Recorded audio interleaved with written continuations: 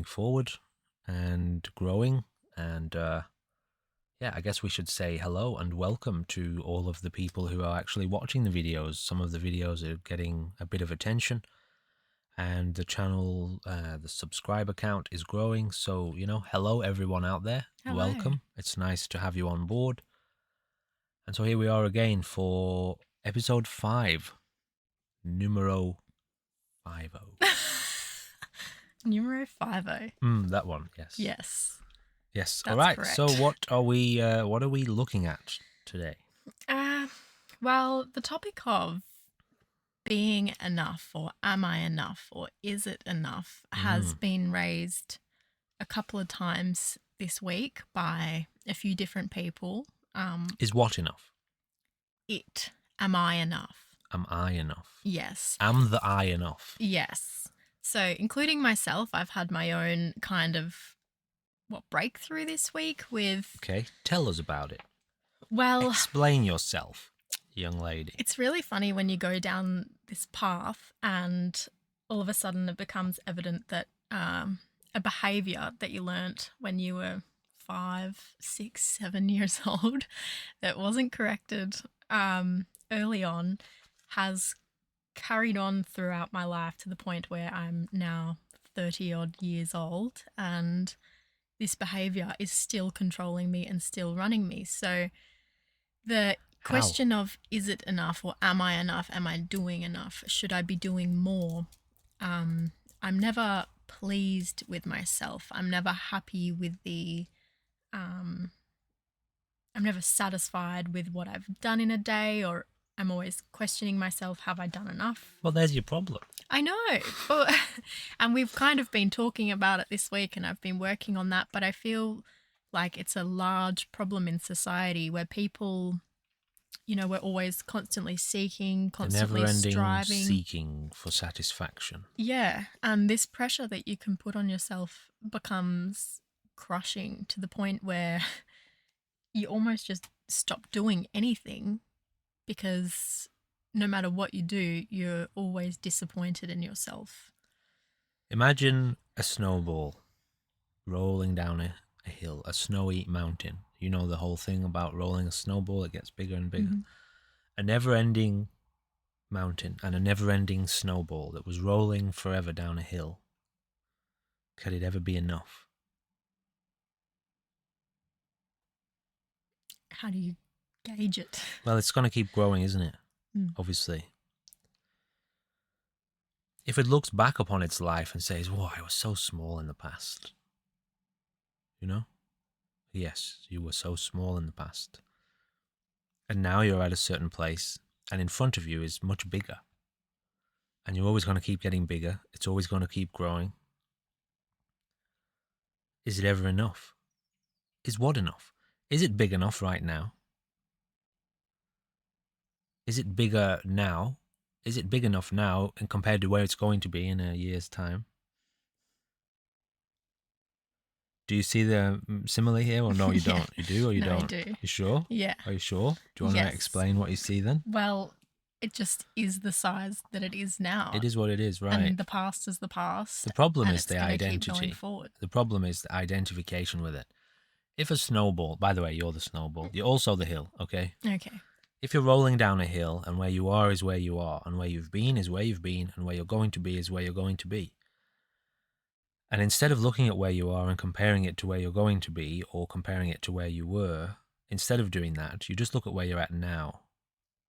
Then you are where you are. And how big you are and how fast you're going is how big you are and how fast you're going now. You're a different size and you're going at a different speed to what you were in the past, obviously. And you're also now at a different size and speed to what you will be doing in the future, because you're a snowball rolling down a hill. Mm-hmm. The problem is, if you're not just experiencing what it's like to roll down a hill, which, by the way, from the point of view of the snowball, is always the same size. You're always at the same size. You're always in the same place. You're always rolling down a hill. You're always getting bigger. Your only experience is to continue rolling down the hill, which is a process of evolution. You're always rolling. You're always experiencing the same thing, which is rolling and growing. So nothing actually changes. Your experience is exactly the same as it has been since you started rolling, and you've been rolling for as long as you can remember as consciousness. And you will continue to roll because it is the nature of consciousness to roll and grow, right? So you're always doing the exact same thing you've always been doing. Since day one, nothing's changed. Okay. So is that enough? Is the process of rolling and growing enough? Are you okay with that? The problem is in identification.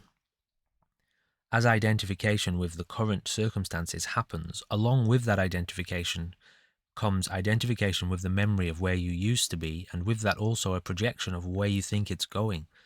So is what you're experiencing now not enough compared to where you were or what you imagine yourself that you could be doing? So you've generated a lack within your experience through identification, as opposed to being with the experience of being a snowball that is rolling down a hill, growing now, here. Is that enough? Is it enough for you to have this experience, to be here now with this experience as it's growing, as it's evolving, without putting so much emphasis on how it's going to be in the future and how you very quickly want to get to that point in the future because you see that as better than what you're doing now? And in fact, in the future, you're still going to be rolling down a hill. Any states you may attain to, any experiences you will attain to in the future are going to be temporary. You will pass through them as a snowball that is rolling down a hill, passes by lots of buildings and lots of people and lots of experiences, but it keeps on rolling. It can't stop. So the question of is it enough is always a question of identity. A lot of these questions boil down to the question of identity of the self, the so-called self. So let's keep going into it. There's many different ways to consider this problem. What is enough? What would be enough? What would be enough? That's a question you'll have to answer. I can't answer it because I've never defined it for myself. So we feel insufficient. We feel like we are not enough right now. In comparison to what? Do you still have this feeling? Do you still encounter this feeling of not being enough? As you're asking this question throughout your days, do you still experience this feeling like you're under pressure, you're not enough, you're not doing enough? Well, I've had this breakthrough this week where I'm being a lot more gentle with myself. I'm regularly stopping and just, I'm okay with this. This is enough for me. I'm happy with this. I'm happy where I am. Are you happy with all of the insecurities, all of the wobbling, all of the confusing points of the brain, all of the past memories and traumas that it holds, and all of the hopes and dreams that it has? Are you okay with that? Is that enough? Is it enough as it is? Are you trying to get rid of some of it? Are you trying to hold on to some of it? Or is it just enough as it is? If we say to ourselves that our experience will be enough at some point when it gets to be a certain way, then we may, and most likely will, try to control our current circumstances and push them in a very, very specific direction. So we learn to never feel satisfied and never be enough until we hit the mark. And we may never hit the mark. That's one of the traps. The expectations that we have upon ourselves are potentially unreachable. Now, we can go into the specific. Okay, so there's so many things to cover here. I'll try to focus on one thing at a time. That may be the case. At the same time, though, you may place a certain standard upon your experience, and then you may strive towards reaching that goal, and then you may reach that goal. Is that enough? Then what? It's enough when you get there. Then what? Are you happy with the fact that you reached enough? You reached that point of enough? Or do you find that even that wasn't really enough? You thought it was enough when you got there, and then it wasn't really enough, and you still have this feeling of not being enough. So what do you want to do? Try to approach the problem in the same way again. So you're now trying again. Do you just go down the same road, thinking, okay, well, maybe this time I'll try it differently and I'll get to that point. And then you get there and it's still not enough. So, what is enough is the question. What would that look like? Let's have a look at what is not enough. What is not enough here? The body. Let's avoid using some kind of comparison. Let's avoid comparing, putting an expectation on ourself, whatever our self is. There's so many illusions in this. That's the thing. What is myself that is not enough? And what is not enough? To define what is not enough, we must define what is enough.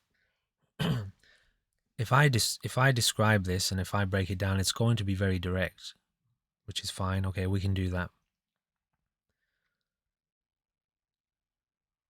The present moment, which this body is a part of, and this psychology is a part of, is absolutely everywhere, all over the entire face of life. In all corners of creation, in all corners of the cosmos, absolutely everything is it, everywhere. What is not enough? The present moment in which you live, in which you are, is intimately one all over the face of reality, everywhere, loving itself, experiencing itself, and unfolding as an entire cosmos of life. What is not enough? It's not enough. Is it not enough to be that?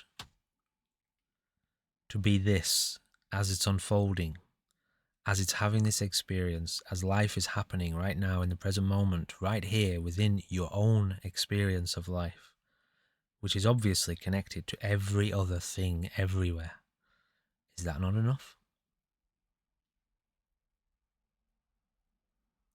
Or are we talking about an identification with the body, which says, okay, the body is me, I am the body, I am the psychology, and I have been told, and I have come to believe that a human life, is all about aspiring towards success and having a bank account with a megaton of money in it and owning all these different kinds of properties. And when I look at myself, which I think is the body, me here, I don't have any of those things, and therefore I'm not enough. So I must strive to reach those goals. Okay, so your problem is identity. You have identified with the body, and you think the psychology is you, and that identification causes you to experience a kind of separateness, an apparent separateness from the rest of the cosmos. You are not living on the same page as life itself. Instead, you are living in an image of what you think your life, which you have said is this body and psychology, is supposed to look like, which was actually just put into you from when you were a baby. Okay, let's break it down in another way. Perhaps I can identify that okay, I'm going to speak as an individual here, because this is the only way you can ever experience feeling like you're not enough. You must identify as the individual for a start. So if I can identify that my psychology is operating differently to other people, and that I have experiences within myself that seem to be abnormal, that other people don't really understand. And within this current model of economy, there are all of these terms thrown around, like mental health disorders and depression and anxiety and whatever, psychosis, whatever it may be, schizophrenia, all of these labels that society deems is abnormal and incorrect. And so if I can identify that they are happening within my consciousness and that they don't seem to be happening to other people, I might also think that I am not as good or not good enough to other people. And I'm comparing myself now to all of the people, as if that's what my life is about. My life is about aspiring to the standard that society has imposed upon a human being, upon a human life. When I say society, that's us, obviously. We have done that as a collective species, but I'm trying to just think as the individual here, who probably wouldn't have that level of clarity. So let's get to reality. I am not an individual. My body is not separate from anything in this world. My body is intimately having this experience right now with the rest of life here on this planet.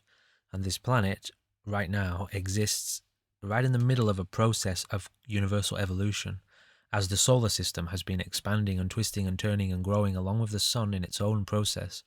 This Earth has been going through the same motions right next to the sun.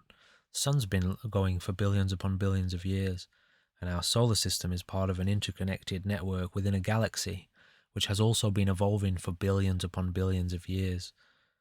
And this body is one tiny little aspect of that whole process.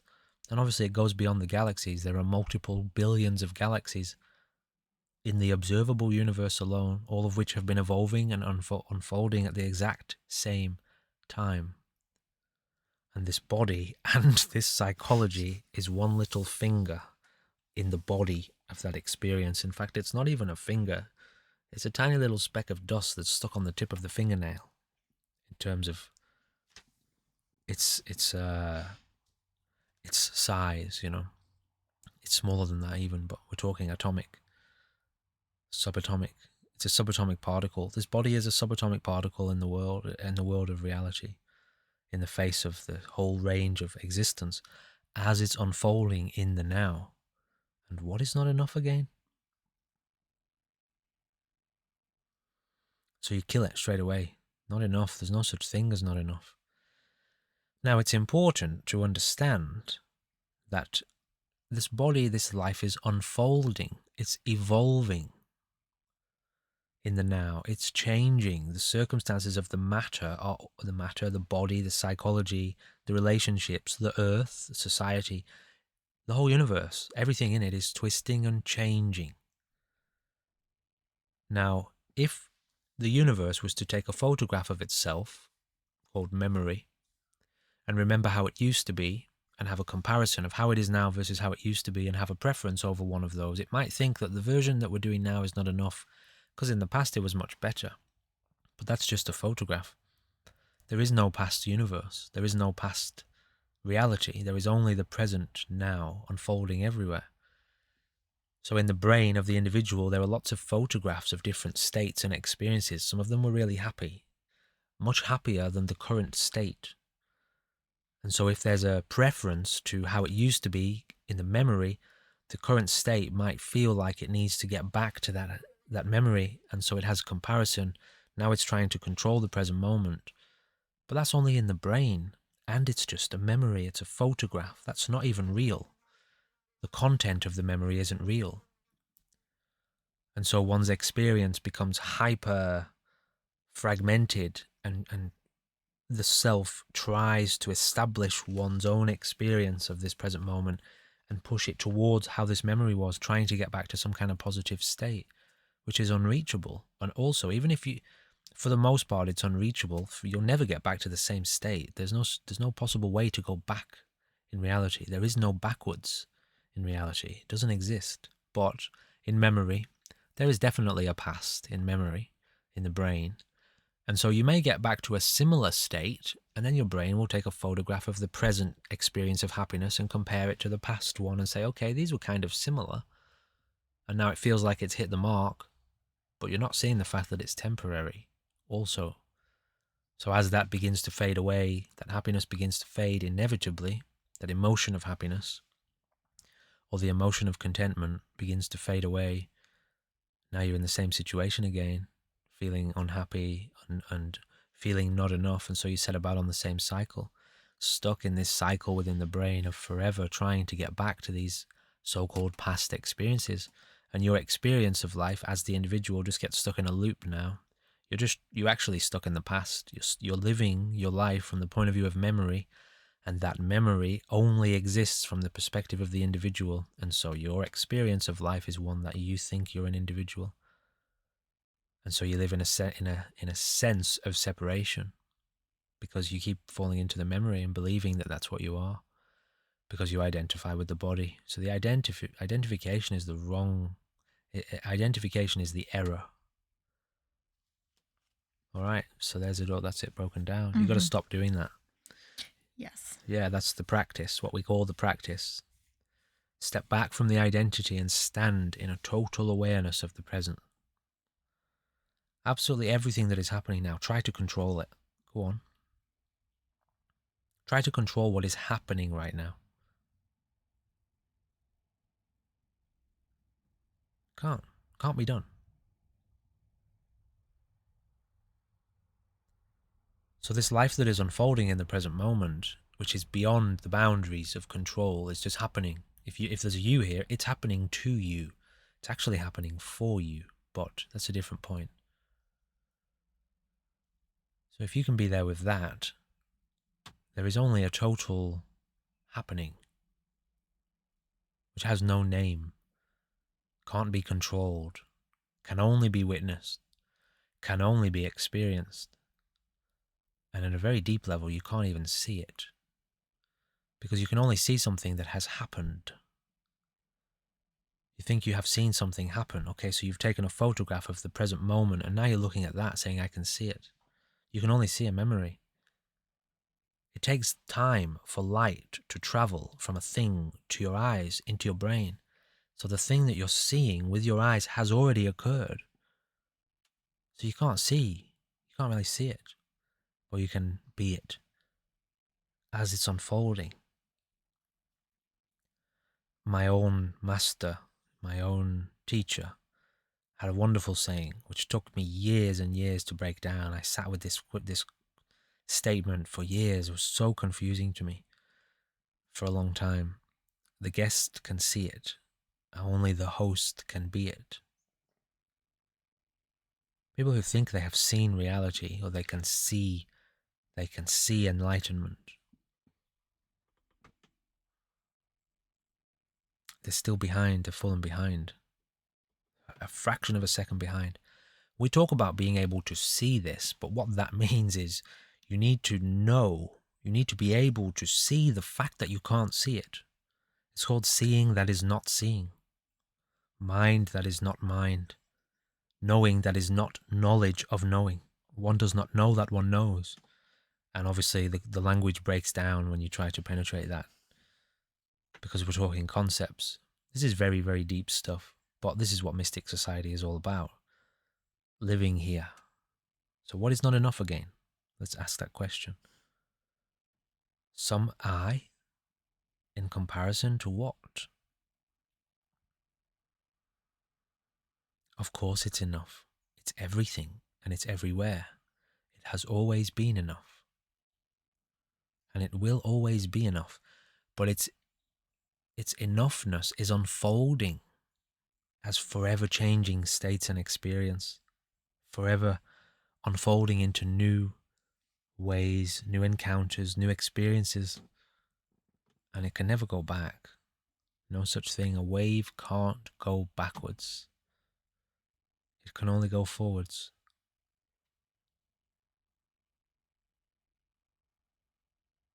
So let's do a little bit of a practical thing since we have arrived here.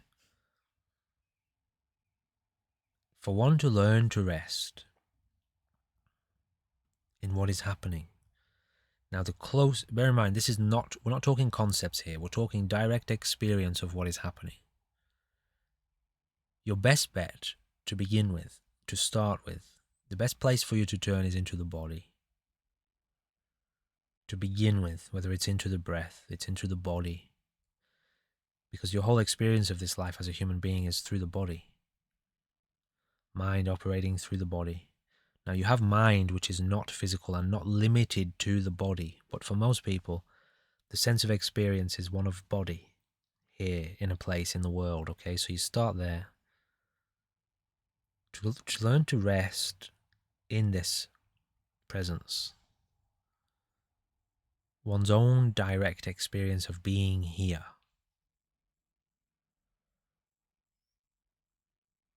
Not judge it. Don't analyze it in the brain. The brain would have to take a photograph of the present moment. It happens so quick it's hard to detect. So we're not analyzing it, we're not comparing it, we're not judging it, we're not even interpreting it. We're not labeling it, we're just directly experiencing what is happening.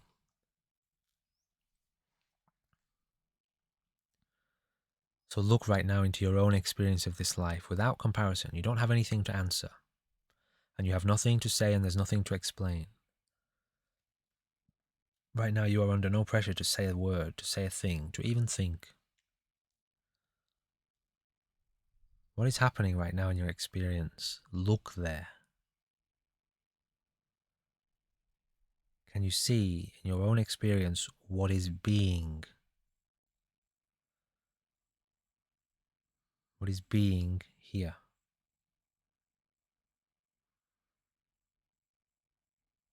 There are so many things to witness. So much is happening. There are sounds, sights, all various kinds of sensations, feelings in the body. There's breathing happening. There's lots of life here happening.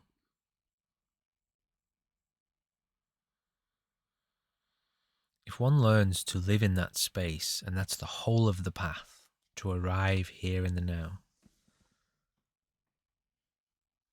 there is a full awakening, if you want to call it that. Awakening from this idea that you've ever been separate, that you have believed the illusion of separateness. To awaken from that is to just come into the now. Now, some people might think, and we can go into potentially some, there are mystical states of being. Okay, we're talking about enlightenment here. This is what it is, breaking it down. The now contains everything in life. All of the forces, the energy of creation itself, which is a cosmic on a massive scale, is in the now. And what you have here is a little like bioreactor, a little nuclear reactor, the body, the energy system, somewhere in the now. You might experience it as the center of the now. From your point of view, the center of the now. So as you sink into the now and become very intimate with it, incredibly powerful states emerge within the now, within the mind of life. Very deep altered states of mind. It's not about trying to reach for those, but it's not about running from them or denying them either. As one learns to be here in the now, the energy of the now activates in different ways. It breaks through, it pushes into to new boundaries, pushes through boundaries that have been erected by this illusory self. We call this the breakdown of the ego. And eventually there is there is an unfolding of an experience in which total dissolving of one's own individual perspective happens. They call that the death of the ego. But there's no need to strive for these experiences. There's no need to grasp onto them or even identify with them either. These are also changing, evolving states of being within the consciousness here. So it always comes back to the same thing. Are you here in the now? Wherever you are, whatever is going on, are you here with us? Are we together in this? Are we on the same page here? Are you here too, where we are sharing this? Or do you think you're on your own?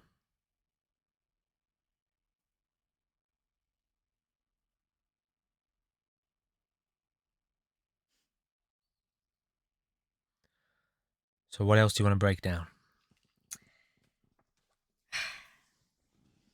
Any questions about that? Couple. Sit with it. Yeah, sit with it. Well, I do have a couple. Okay, so you spoke about the root cause, this wrong identity being the root cause. How is that separating us from each other? It's not.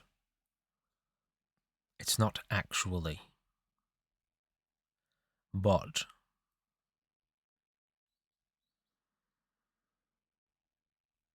I will never be in your past. I cannot go back. All of the things that you have experienced as the individual we're talking about now, of the past, I wasn't there. I can never go back there. So if you're living in the past, you're living in a place that I can't reach. So if you're approaching the present moment from the point of view of memory, which is your thinking, your knowledge, you're on your own, because that thinking has been conditioned by a past. And if you have learned things in the past and knowledge of the past that you bring to this relationship, I'm not in there with you. I don't know any of that stuff. I'm right here. I'm right here with your body. Right now with the energy of this experience. That's where I am. So if you're there too, we're in this together. But if you're in the past and weighing up a past and trying to solve a past trauma or talking to me about memories, I'm not in any of those things. So you're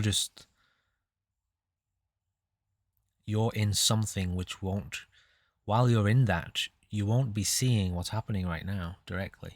You're not looking in the same way. Although your body and heart and energy is here, it's being ignored, and instead all the emphasis is being put on the thoughts, the content of the thinking. And I'm not in that with you. So the individual experiences a sense of isolation. Now the problem is that most people are living there. Just stop for a second in your life and watch. If you're, the next time you have a chance to look at people, to watch people objectively without judgment, this is just pure observation. It means you're looking and seeing what is happening. Can you notice that most people talk to each other based off of memories? Today this happened to me, last time I saw this, that movie I just watched, I did this recently, and last time, before I just saw this, and then I saw that, and the whole conversation goes back and forth like that. Meanwhile, the bodies are here, the energy is here, the brains are actually here, the talking is taking place here.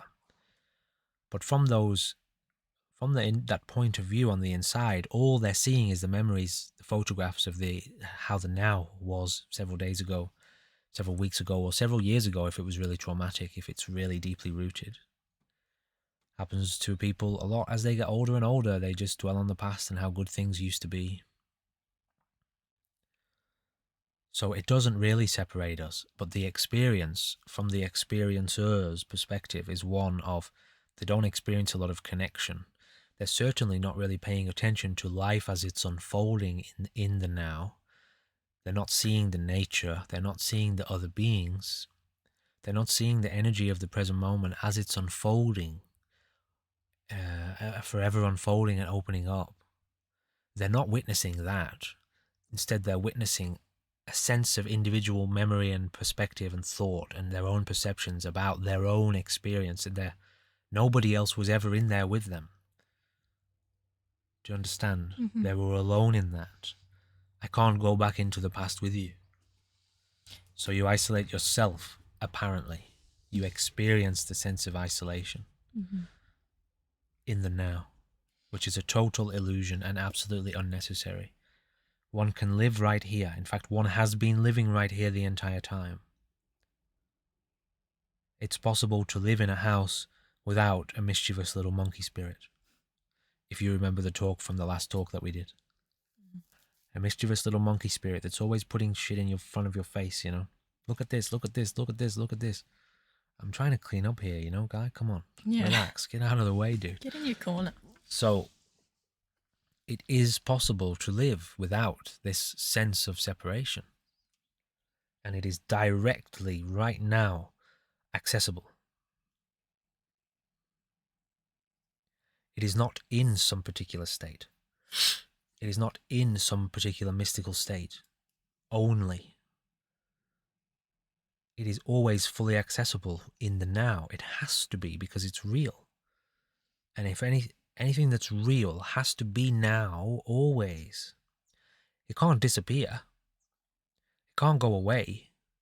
It can't be lost. If it's real, it penetrates and surrounds every atom of creation, always. So it has to be fully accessible now, always. Otherwise, it's not real. It's just some state that you have associated with, that you have created a memory of, which is just pure illusion. Anyway, now what? Well, I had a funny thought before, which is obviously not in the now, but The idea that people catch up with each other. When you think about people Let's catch catching up. up, Let's catch up. let's catch up Sure. on what has been happening in your life rather than let's Right. let's be. Right. Do you want to be together? Right. Let's catch up on our lives. And so when we talk about a societal or a social or a collective level, to learn how to be together, which to learn how to be together initiates a process of undoing this baggage, this conditioning, this programming that we have been carrying, believing that it's us, this sense of separate individual identity, to no longer live in that space. But it's like it's addictive, it's habitual. We have been conditioned to identify with that. And not only that, but the whole of society is supporting that and using it and being used by it. When you step out of that individual sense of self, all of the thoughts of self, all of its aspirations, all of its wants, all of its fears disappear. And so it raises the question, what happens to a society in which, I'll give you a round number, 95%, maybe not, maybe it's more like 90% of the society, the systems, the institutions, the laws, the regulations, the education system, like if 90% of that has been built from those desires and fears and anxieties and that sense of separateness, as society steps out of that, of course 90% of society falls apart. But what is left is the pure being, which is love, has always been love, and is intimate with itself and only wants to care for itself and support itself and grow together. So we just lose the crap. I forget what the question was. Cut the shit. No, I kind of just made it. Catch up. Okay, Yeah. you made a great observation. But so as an example, I can sometimes be sitting here thinking, oh, I've got to do this, I've got to do that. Oh, there's this happening. But when the brain is thinking that now. But when I'm here with you and I'm just present with you, I don't feel alone. Whereas when I'm sitting there thinking about all of these things, it's like that's just you on your own in there. But when I'm just here with you. Well, that's the guide's job, essentially. The embodiment of now in human form. There have been many teachers. There are many teachers. There are many guides. There are many beings who embody this. I heard a wonderful phrase the other day. I think it's an Eckhart Tolle phrase of frequency holders or something like that. And it points at this being throughout the ages, these realized beings who have come to this place of now, and there they stop and hold the frequency of now. And they know it's the answer to all of our issues. It's not about being completely still and like, mustn't speak, must not think, must not move, must always be silent.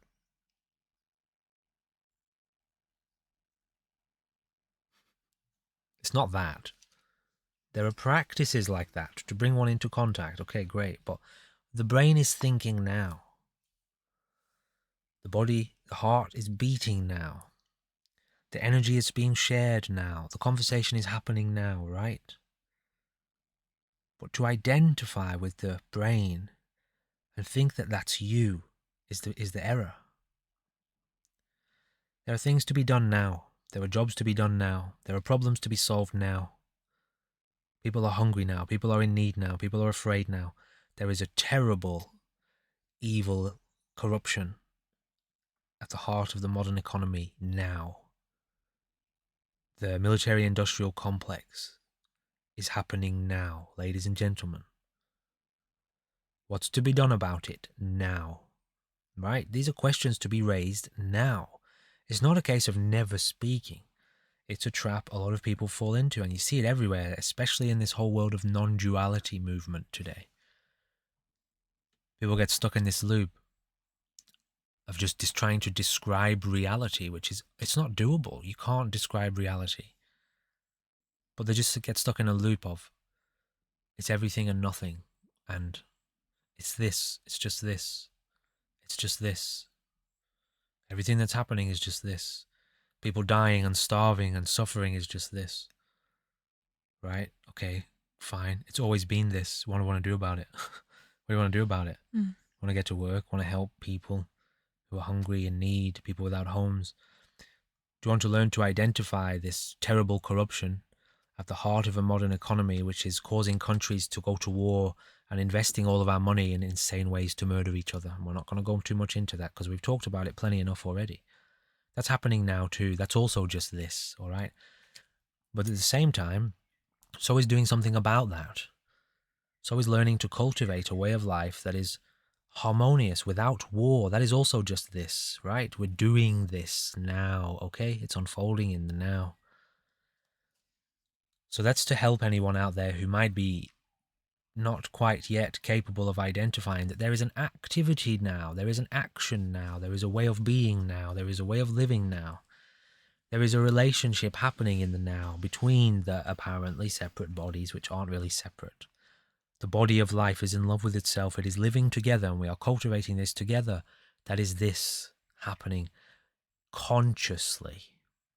We know what we are doing. Very literally, we know right now what we are doing. What we are doing right now is being known as it's happening. Of course, it's right here. Where else is it going to be? Because some people think that this state of silence, in which there is no activity whatsoever, is it. You have to stay there and that you never leave it. There is no leaving it. The state of silence appears, the state of movement appears, the state of sound appears.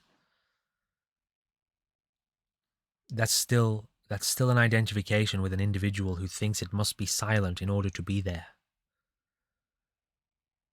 And that's just not it at all. It's not it. You have to go beyond that. That's called grasping at emptiness.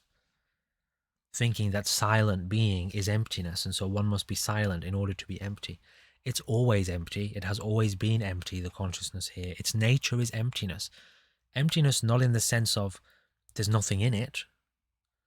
Emptiness in the sense of one can apply no meaning to it. It's empty of all meaning, of all concept. But it is full and boundless everywhere of itself. Its nature is emptiness. And don't take emptiness to mean empty like there's nothing in it, because that's not what it is. That's once again the ego's knowledge grasping at this interpretation of emptiness. Anyway, just to address potentially a few sticking points that people might find themselves getting stuck on. Mm-hmm. Now what? So, we've spoken before about this monkey. So we've got this brain. We've got this cheeky monkey. Yeah, we've got this cheeky monkey. Cheeky sneaky monkey. And we're in this situation in our society at this point in evolution. What happens when we give the monkey a banana? He eats it. What happens when we throw the dog a bone? Maybe he throws it at you. You know? Maybe he's not hungry. All sorts can happen. You might just sit there fascinated by it. What is this thing you have given to me? I don't know what it is. What do I do with it? Do you want me to rephrase the question? I don't know. What's the question? You need to be a bit clearer, yeah. Well, so there needs to be more direct. This balance between spiritual and material. We come together in the now, but there are all of these problems in the now that need work. They need some help. And we've all got these monkeys going around throwing shit and throwing stuff. How direct of you. They're poop. So if we were to tame these monkeys and say give the monkey a banana to focus on, or give it a puzzle to work on, or give it a project to do so that it is no longer distracted by all of this stuff. We need to know the objective. The objective is to correctly re-identify. Step 1. Okay, that's it.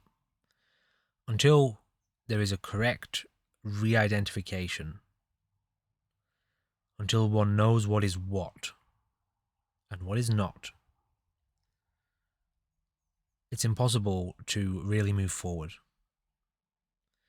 Because as one moves forward, it is infected with a wrong view again. It could be very subtle, a wrong identity. The ego is at work, grasping, trying to attain, you know. So step one is there must be a redirection of one's identity into a true awareness, which does not identify. It is no self-identification. From here, we can really see each other now. We can really feel each other now.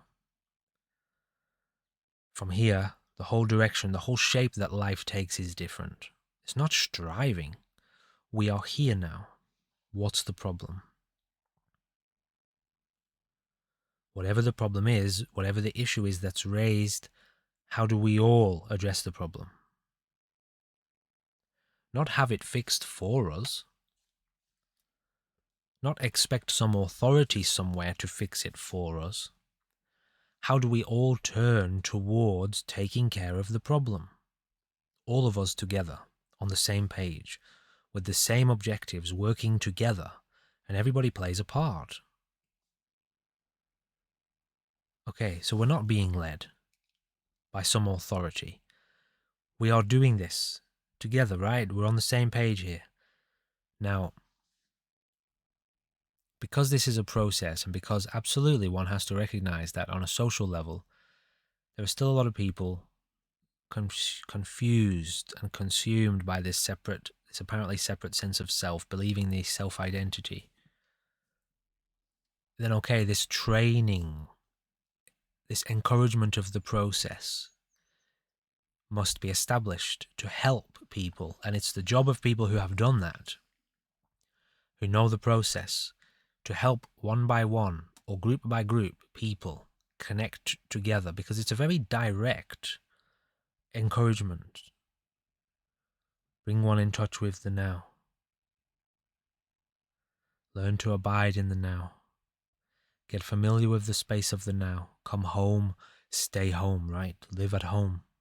We are already at home, all of us. Be here with us all. Be here together. To learn how to do that, that's a priority. In this place of witness, life is so clear. It is loving. It is full of energy. It is full of care. And the resources are collective. What do we all need? Okay, answer the question. Not answer the question intellectually, but provide for the need. It's just a radically different way of life, that's all. And that's why it's a case of transition in time, process, transition over. More people begin to gravitate towards this way of life and want to embody it and start to work from there. And it does everything by itself. The old way of being cannot be returned to, and so it diminishes slowly in time. I've again forgot the question. Well, just what happens when we give the monkey something to focus on. Okay, so we will, to pick this up, the monkey, the brain, let's play with the illusion for a second. You are not the brain, you are not the body. But for example, a person could come to us and we say, okay, there is this fundamental realization of non-separateness, of non-self, of non-identity to be established, to be encouraged to materialize here within awareness. All right, we're going to work on that. It's going to take a little bit of time, though, for the most part, for a lot of people to really get to grips with that. So in the meantime, we're going to take your sense of separate self, this illusion that you think you are, and we're going to push it towards a very specific objective. That's called giving the dog a bone, giving the monkey a banana, as you called it. So what are we going to use for that? Okay, well, let's look at learning how to live a kind of spiritually disciplined life. Let's learn about the nature of psychology and study. For example, maybe personal training and martial arts, or yoga and stretching, and good things that are really good for the body. This is not material pursuit. We're not after material possessions here. We're talking about really deeply inquiring into the nature of the body, while in time, this lifestyle of cultivating this, if you want to call it an awakening to truth, is being cultivated and gently encouraged. So what kind of bones are you throwing for your monkey? What kind of bananas are you giving to your dog? All right? Because some of them are rotten. Some of them are putrid and full of maggots. And in service to a destructive, disastrous process. They are. They really are. Are the bones that you're feeding your monkey coming from a machine that is destined to destroy human life? Okay, I wouldn't eat those bones. In fact, I will not eat those bones. Thank you. It's possible to give my dog a bone, to give my monkey a banana, that is more positive and more focused on health and wellness and well-being and sharing and service. It's called a life of devotion. So what kind of monkey do you want to eat? Yeah. What kind of monkey do you want to eat? Right? Because you're eating the monkey. You're not eating the banana. The monkey is eating the banana. You're eating the monkey. Right. Yes. Right. Okay. You're eating the monkey. Want to make it a spiritual monkey, a wise monkey, a disciplined monkey, an insightful monkey, Helpful. a helpful monkey, a loving monkey, a devoted monkey. Because if the monkey's running around chasing these old patterns of behavior, it's running off a cliff. And that is self-evident to anyone who can see an atom of creation. We can see where this is going. It's not a pretty picture. And so we're doing something about it here in the now. And it's up to the individual whether they want to connect with that, if they feel ready to connect with that. It's called taking the hands of your brothers and sisters, ladies and gentlemen. That's what it is called. Right here, right now, side by side, holding hands, walking together in the same direction. It's called that, and it is that. It's not hard. But we have been conditioned to find it very hard to hold hands, ladies and gentlemen. So let's do something about this conditioning, okay? Gently release it, diminish it, allow it to settle. Eventually it gets out of the way, and in its place comes each other, a face-to-face encounter with yourself. Okay, so where do you want to go from here? Well, I think it's important for people to realize that here in the now, there are so many problems that need addressing. With regards to the human lifestyle, there are plenty of problems. But because, and you can finish the question in a second, but because I think you have to be a little bit insane to recognize, to not be able to recognize that you live inside a house with other people called the Earth. And there's only so much space. Let's look at a house. There are 100 people living in the house. Some people are murdering each other. Some people are really badly abusing each other in horrible ways that we don't even really want to talk about, but they're horrific. Some people are smashing the walls down and the windows down. It's not very nice. There are children here. What are you doing? Stop it. This is the house that we're going to pass on to our children. I don't really want my kids growing up in a house with no roof, no walls, smashed glass all over the place, sharp, destructive weaponry that you have cultivated and left lying in the kid's bedroom. Please stop doing that. I guess you have to be a bit insane to sit there in the house and go, yeah, no, there's nothing going on. There's nothing happening. There's no problem here. Can you see the children? Can you see what's happening to the kids? The kids are terrified. They're being horrifically abused. I just want to do something about it, ladies and gentlemen. What can I say? I would love to correct the problem so that my children do not have to grow up in horror and destitution. And there is not some kind of corrupt force roaming around this house, which is threatening the beauty and the nature and the purity and the sincerity of these newly born children that are being raised in this house, a house of horrors. Now, nobody's denying that there are very lovely people in the house and very wonderful people and caring people. Obviously, that's here too. Yeah, there's people standing around the children, protecting the children. Protecting them, looking after them, helping them to know love, helping them to know courage, to know strength, to know how to approach this kind of demonic corruption. But nobody's denying that there's a demonic corruption either, you know. Don't deny it. If you deny that there is an egotistical presence that is rampant, then you perpetuate it. Because you're not acknowledging it. And so it thrives, and its nature is to get more and more destructive and more out of control. And what if that has a grip of a country? What if that has a grip of a president somewhere? What if that has a group of politicians who are making lots of decisions for the way that society evolves and unfolds in this house? What if that's the case? So some of us are just standing up, prepared to do something about that for the sake of the children, and for ourselves too, and for everyone. Because even the people who are murdering and brutally abusing each other aren't happy. They're not in a very good place. Maybe they're a bit confused about some things, and potentially some of them can be helped. You know, you don't have to go to war, right? It's not essential. There's a way of life. There is a way of being that is without war. The cause of war does not exist there. Would you like to know what that is? Would you like to learn how to do that? Some of us are already doing that. Some of us are already living that way. Here, look. Let's spend some time together and you can learn a new way of living, a new way of being, which is actually more deeply in touch with something that is already inherent within you at a very deep level. And you can learn to connect with that. Come home to it. It's really not confusing, actually. It's very clear. But for some people, this is going to be challenging.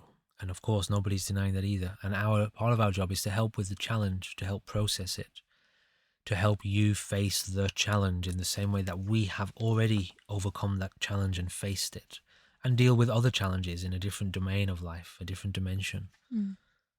Anyway, yeah.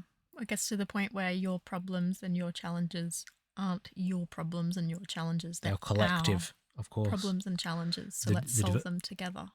Right, the development of consciousness here.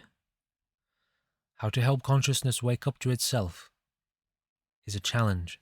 It's not a problem in the sense of a bad thing, but it's a problem in the sense of a mathematical problem to be solved, to be developed, to be cultivated, to be seen into. The nature of life as it's unfolding and waking up to itself goes through a process. There are process cultivators, enhancing the process, establishing the process. My own teacher, by his teacher, was called a wolf who pokes sleeping dogs. You know? Hey there, little sleepy dog. Tick, tick, tick, tick, tick. How's it going down there in your dreams? But he's a big wolf, he can handle himself. Little dog starts snapping at him. It's okay. I'm a big wolf, don't worry about it. Can't really hurt me. I'm actually here just trying to help you wake up. Whatever. Ready to roam. Let's roam. Are we on the same page here? Want to cultivate? Want to wake up together? Yeah? We're in this together after all. Nobody's here to attack you. Nobody's here to abuse you. But of course, I don't know if the politicians that are kind of governing and pulling the strings see it the same way, guys, you know? I'd love to talk to them to find out. What are you thinking over there? What are you trying to achieve? Who are you serving? What are you serving?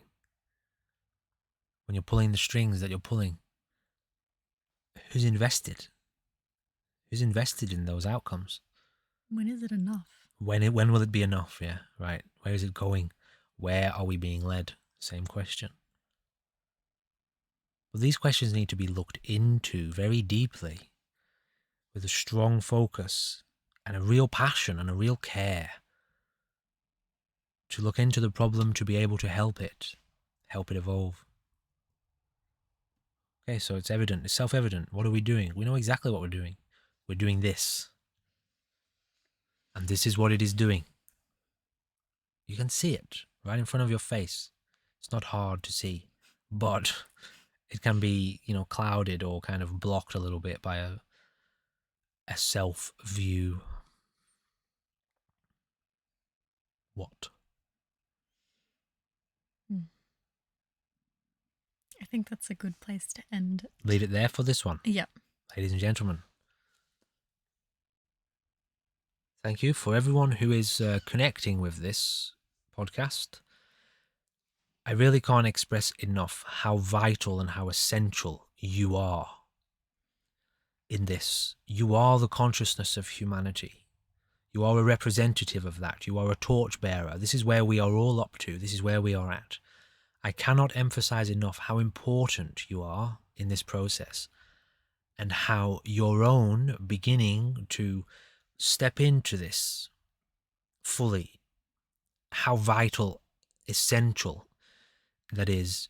It's as essential as air is to breathe.